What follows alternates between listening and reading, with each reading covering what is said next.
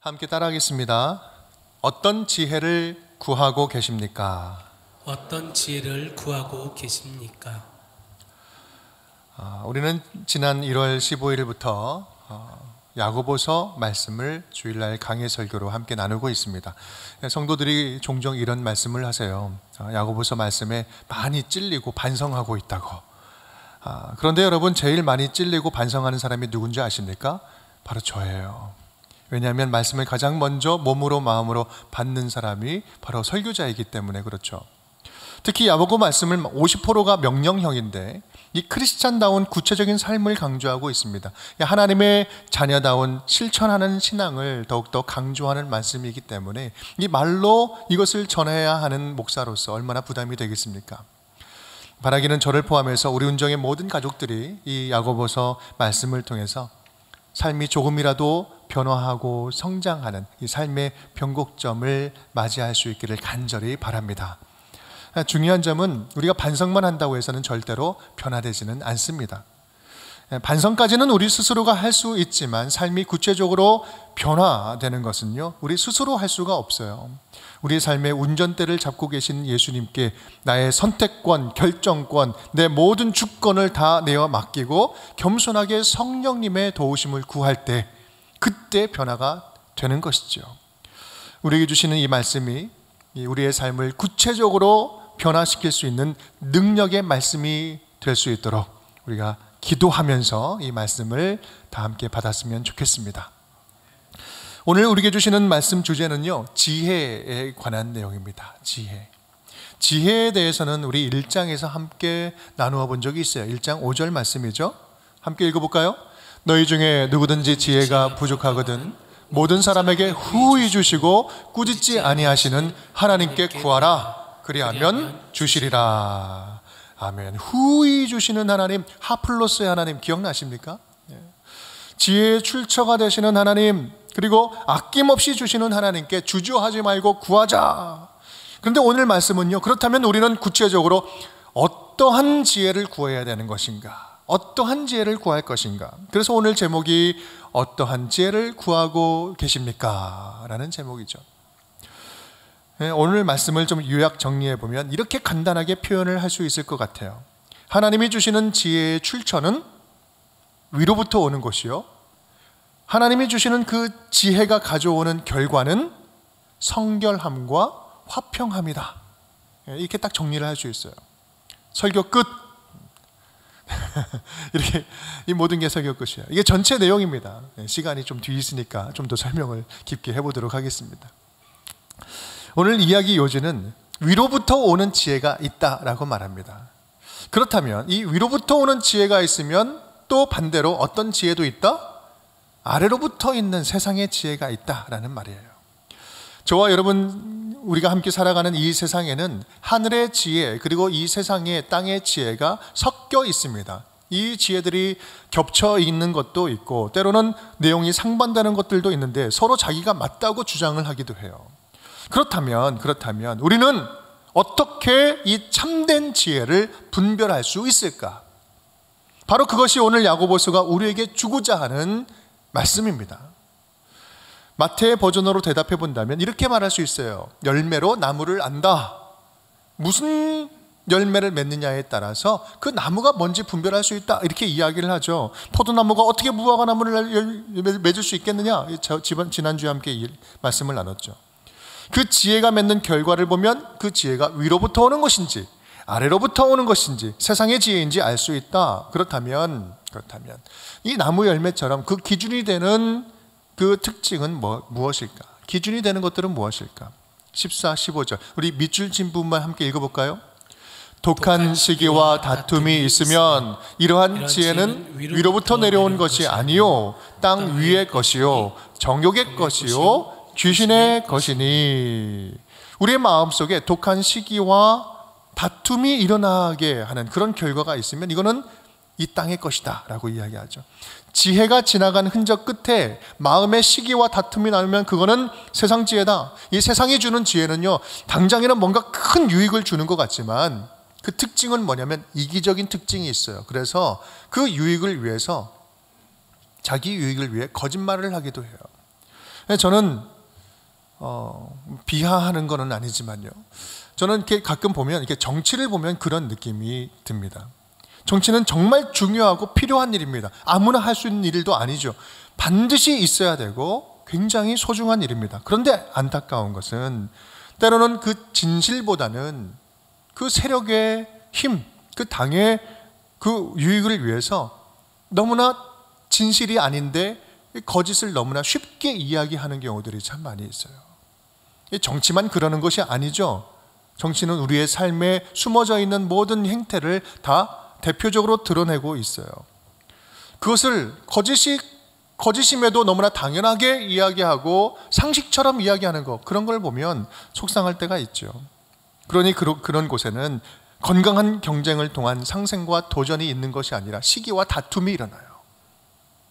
15절은 그래서 이러한 결과를 낳는 지혜를 땅 위의 것, 정욕의 것, 심지어는 귀신 것이라고 이야기를 합니다. 여기서 말하는 귀신의 것이라는 말은 결국 이 땅의 지혜는 하나님과의 거리를 멀어지게 하는 것, 하나님과의 거리를 점점 멀어지게 한다는 특징이 있어요. 여러분, 누군가가 뭔가 대단하고 뛰어난 지혜자처럼 말을 하는데 하나님과는 전혀 상관이 없고 하나님이 개입할 여지도 없고 하나님을 무시하고 말씀 없이도 충분히 살 수 있다고 말한다면, 그래서 하나님과 점점 멀어지게 한다면, 여러분, 그 지혜는 하나님이 아닌 귀신이 주는 지혜일 수 있다, 지혜다라고 말하는 거예요. 그런 지혜가 맺는 열매는 뭡니까? 하나님과 전혀 하나님의 뜻과 상관이 없으니 그 끝에는 혼란이 오는 거예요. 창조의 질서가 파괴가 됩니다. 공동체가 분열되는 거예요. 처음에는 다 맞는 말 하는 것 같은데, 정말 맞는 말 하는 것 같은데 끝은 혼란스럽고 분열되고 파괴가 돼요. 그래서 우리는요, 반드시 살아갈 때 이 땅의 지혜가 아닌 하늘로부터 오는 지혜, 위로부터 난 지혜를 반드시 구해야 됩니다. 위로부터 난 지혜가 없으면 우리는 이 땅에서 하나님의 자녀답게 살 수가 없어요. 절대로 살 수가 없습니다. 왜냐하면 세상이 우리를 가만 놔두지 않기 때문에 그렇습니다. 사랑하는 여러분, 우리 여러분은 지금 어떤 지혜를 필요로 하고 있습니까? 어떤 지혜를 구하고 있습니까? 특히 우리들의 자녀들을 위해서 어떤 지혜를 간구하고 있습니까? 혹시 하나님의 마음과 뜻과는 전혀 상관없는 세상의 지혜를 열심히 구하면서 나는 자녀를 위해서 열심히 기도하고 있다, 그것으로 지금 만족하고 있지는 않습니까? 진짜 우리 자녀에게 필요한 지혜는 어떤 지혜라고 생각하십니까? 우리는 위로부터 난 지혜 없이는 어느 누구도 이 땅에서 하나님의 자녀답게 살 수 없다라는 사실을 인정하고 시작해야 돼요. 그래서 본문에 들어가기 전에 이 세상에서 우리가 어떻게 참된 지혜를 분별할 수 있는지 좀 힌트를 하나 얻고 갔으면 좋겠어요. 우리 13절 말씀이죠. 우리 함께 읽어보겠습니다. 너희 중에 지혜와 총명이 있는 자가 누구냐? 그는 선행으로 말미암아 지혜의 온유함으로 그 행함을 보일지니라. 아멘. 여러분, 지혜와 총명 있는 자, 지혜 있는 자는 무엇으로 증명된다라고 말하고 있습니까? 선행으로 말미암아 행함을 보일지니라. 지금 지혜를 선함과 연결시키고 있습니다. 참된 지혜는 참된 선함과 분리되지 않고 서로 이어져 있다라는 것을 말하고 있어요. 여러분, 이 말은요, 진짜 지혜라는 것은요, 지극히 선하고 지극히 아름다울 수밖에 없다라는 것을 이야기하고 있어요. 여기서 진선미가 등장하죠. 미스 코리아 진선미처럼. 진선미, 세상의 궁극적인 가치를 말하는 거 아니겠습니까? 원래 하나님의 세계에서는 참되고 선하고 아름다운 진선미가 서로 구분은 되지만 절대로 분리될 수 없다라는 것을 말하고 있어요. 진짜 참된 것은요, 선할 수밖에 없어요. 진짜 참되고 선한 것은 아름다울 수밖에 없어요. 누군가 절대적인 진리라고 주장하는데 또 굉장히 그럴싸한데 그에 따른 모습이 전혀 선하지도 않고 아름답지도 않다? 여러분, 그게 진리라고 볼 수 있을까요? 최근에 JMS 이야기 참 많이 듣고 있죠. 새로운 이슈, 다시 큰 이슈가 되고 있습니다. 천인공노할 그들의 행태를 한번 보십시오. 우리의 입에 올리기도 싫을 정도로 더럽고 추악한 행태를 보면 거기에 털끝만큼이라도 진리가 자리할 수 있을까요? 또 어떤 이는요, 심성도 굉장히 착해요. 그리고 선한 일도 참 많이 합니다. 근데 그 선한 일, 선한 목적을 이루기 위해서 거짓과 편법을 일삼는다면 여러분, 그 일이 정말 참된 선한 일일까요? 우리 신천지 교리 가운데 모략 교리 들어보셨습니까? 모략? 그리고 이거는요, 포교를 위해서라면 어떤 거짓말도 가능하다. 자기들이 진리니까 이것을 전도하기 위해서는 어떤 거짓말도 가능하다. 그러면서 지금 이런 자리에 오는 거예요. 이게 모략 교리예요. 여러분, 전도를 위해서 수단과 방법을 가리지 않는 것, 뭔가 열심히 있네, 열심은 좋다, 그렇게 이야기할 수 있을까요? 거짓말을 해서라도 전도하는 것이 진리입니까? 하나님이 그렇게 편협한 왜곡된 하나님이세요? 하나님을 그렇게 욕되게 하면서 어떻게 선하다고 이야기할 수 있어요? 또 세상에서 가장 아름답고 멋진 작품이라고 말하는데 그것이 거짓된 가르침을 담고 있거나 인간의 허영과 죄악을 부추기고 있다면 그게 진정으로 하나님이 보시기에 아름답다, 하토브, 아름답다라고 이야기할 수 있을까요? 여러분, 세상의 진정한 아름다움과 선함과 진리는 절대로 분리될 수가 없습니다. 왜냐하면 모든 순수한 그러한 진정한 가치들은 오직 하나님께로부터만 나오기 때문에 그러는데 그 하나님 안에는 진리와 선함과 아름다움이 함께 있기 때문에 그렇습니다. 그래서 세상의 웬만한 문제들은요, 우리가 그 지혜가 없을 때 웬만한 문제를 바라볼 때 이 기준만으로도 충분히 구별할 수 있어요. 여러분, 하나님 안에 있는 이러한 궁극적인 가치의 기준들로 이 왜곡된 세상 속에서 참된 지혜와 거짓된 지혜를 분별할 수 있기를 간절히 축복합니다. 이제 야고보는 여기서 멈추지 않고 좀 더 위로부터 난 지혜에 대해서 그 특징을 더 설명해 줍니다. 왜냐하면 지혜에 대한 성경적인 기준을 더욱더 분명히 알려주려고 그렇습니다. 그렇다면 위로부터 난 지혜는 어떤 특징이 있는 것일까? 우리 17절 말씀 함께 읽겠습니다. 오직 위로부터 난 지혜는 성결하고, 여기까지. 네, 첫째 성결하고. 우리 함께 읽어볼까요? 제가 따라할까요? 위로부터 난 지혜는 성결케 합니다. 위로부터 난 지혜는 성결케 합니다. 성결하다고 합니다. 이 성결이란 무슨 뜻일까? 이게 어려운 뜻이 아닙니다. 거룩하고 깨끗하다, 순결한, 깨끗한 이런 의미죠. 거룩하게 구별된 종교적으로 사용되는 말인데 좀 더 풀어서 말한다면 하나님께 나아갈 만큼 깨끗하다. 이게 성결의 의미예요. 출애굽기 28장 말씀을 보면 이 구절이 나와요. 밑줄 친 부분만 함께 읽어볼게요. 여호와께 성결이라 하고 그 패를 청색끈으로 관 위에 매되 곧 관 전면에 있게 하라. 그 패가 아론의 이마에 늘 있으므로. 이 제사장의 지금 관 얘기하죠. 관 앞에 여호와께 성결이라는 패를 만들어 딱 붙여놓고 어떻게 딱 늘 있으므로, 이마에 있으므로 늘 하나님께 나아갈 수 있을 만큼 깨끗함을 계속해서 유지하는 것. 여러분, 그런 의미에서 지혜가 성결하다는 의미는요, 이 위로부터 난 지혜는 하나님께 가깝게 나아가게 하는 특징이 있다. 하나님으로부터 오는 지혜는 하나님께로 인도하고 가깝게 나아가게 하는 특징이 있다는 거예요. 이 말을 바꿔 말하면 하나님께로 인도하지 않는 지혜는 하늘로부터 오는 지혜가 아닐 수 있다라고도 말할 수 있죠. 지금 내가 만난 지혜가 하늘로부터 오는 지혜인, 진짜 지혜인지 세속적인 지혜인지를 알고 싶으면 이 질문을 던져보라는 거예요. 지금 이 지혜가 하나님과 나와의 거리를 점점 가깝게 만들고 있는지 아니면 점점 하나님과의 거리를 멀어지게 하고 있는가? 이 질문을 던져보라는 거예요. 어떤 예가 있을까 생각하는데 우리들의 아이들을 위한 기도가 생각났어요. 우리는 우리 아이들이 지혜롭게 잘 자라도록 기도하고 있죠. 적어도 믿음의 부모라면 말이죠. 만약 그 아이가 고등학생이라면, 또 고3이라면, 대학 입시를 치르는 우리 아이들이라면 그 기도는 더욱더 간절해지죠. 지혜를 주셔서 좋은 입시에 좋은 결과 있기를 구합니다. 그런데요, 여러분, 그 구하는 지혜가 단지 대입 성적 좋게 하는 지혜를 말하는 것입니까? 아니면 하나님께 우리 아이가 계속해서 떨어지지 않고 가깝게 나아가기 위한 지혜를 말하고 있습니까? 그들의 인생에 하나님이 개입하시는 지혜를 말합니까? 아니면 하나님과 전혀 상관없는 지혜를 말하고 있습니까? 여러분, 우리는 지혜를 구할 때 정직하게 구해야 돼요. 적어도 크리스찬 부모라면 우리가 자녀를 위해서 기도할 때, 입시성을 위해서 기도할 때 진짜 지혜를 구한다면 이런 근본적인 질문을 회피해 가서는 안 됩니다. 우리의 기도가 이런 기도해야 되지 않겠습니까? 피할 수 없는 입시 전쟁을 치르는 가운데 대학 입시로 말미암아 더욱더 마음이 분주해지면 분주할수록 하나님과 멀어지지 않고 신앙이 식어지지 않게 하여 주시옵소서. 그런 지혜를 주시옵소서.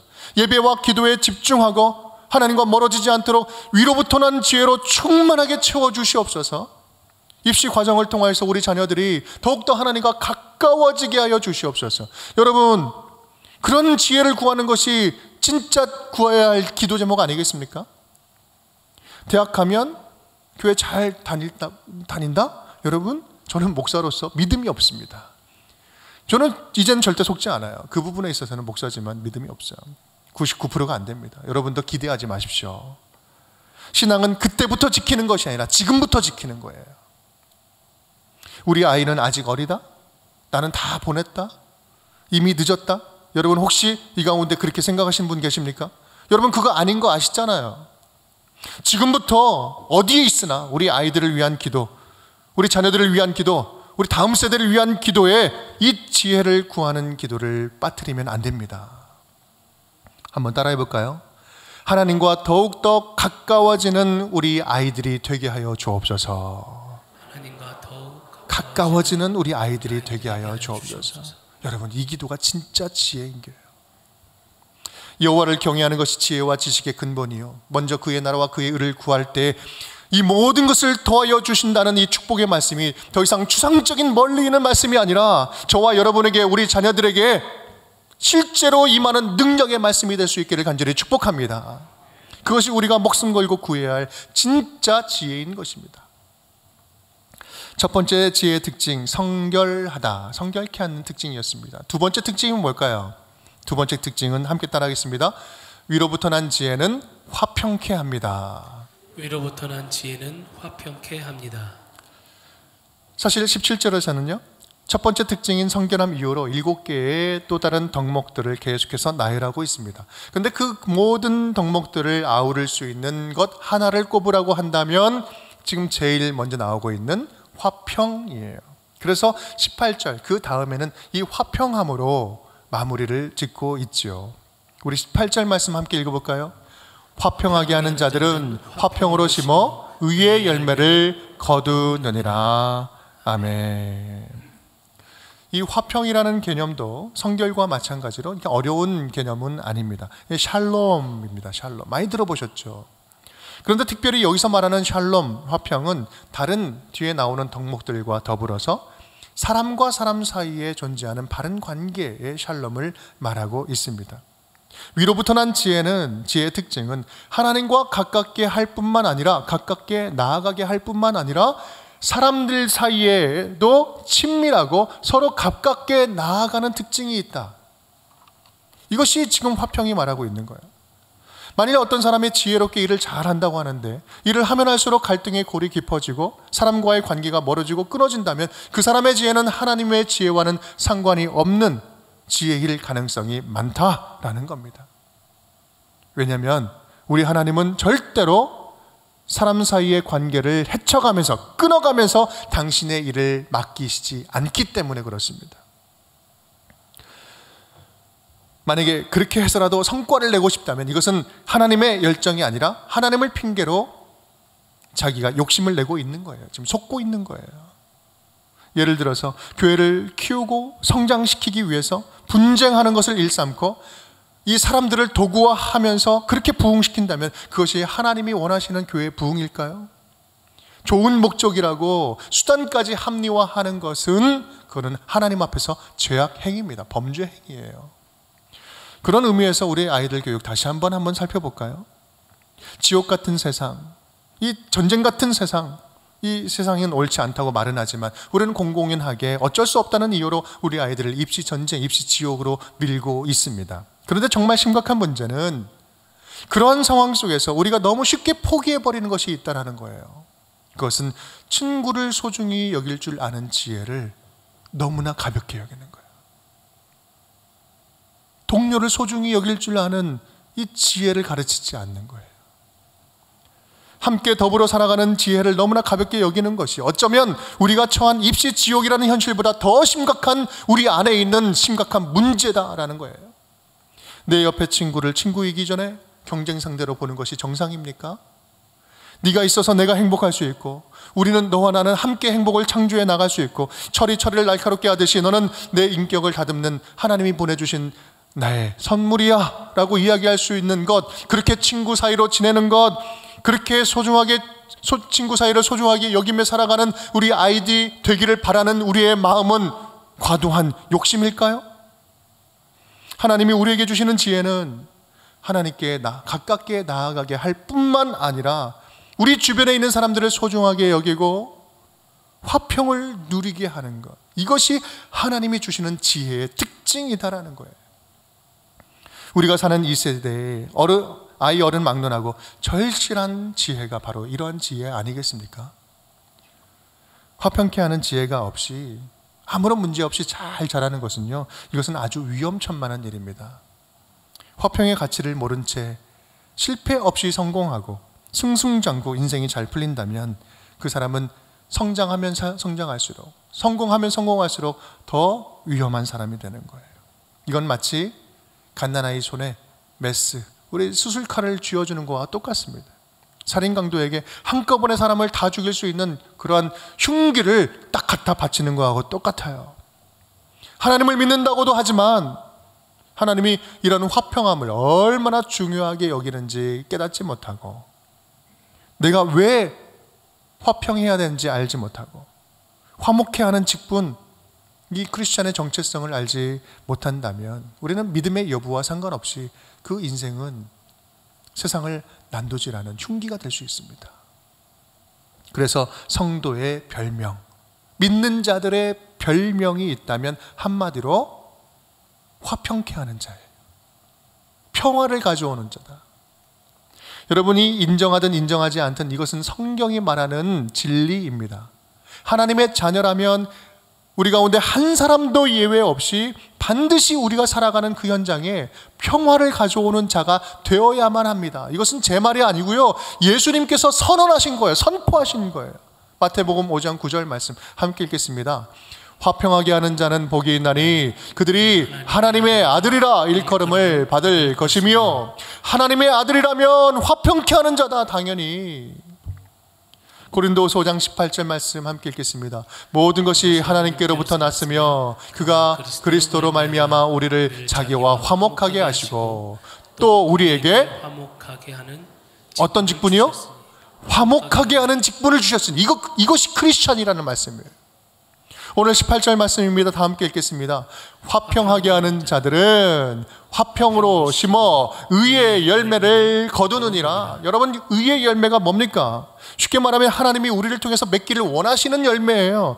이것을 다른 성경의 다른 곳에서는 성령의 열매라고도 하고 빛의 열매라고도 하고 좋은 나무가 맺는 아름다운 열매라고도 표현하고 있어요. 중요한 것은 그 열매가 어떤 것이 되었던 누가 맺는다? 화평케 하는 자가 맺는다.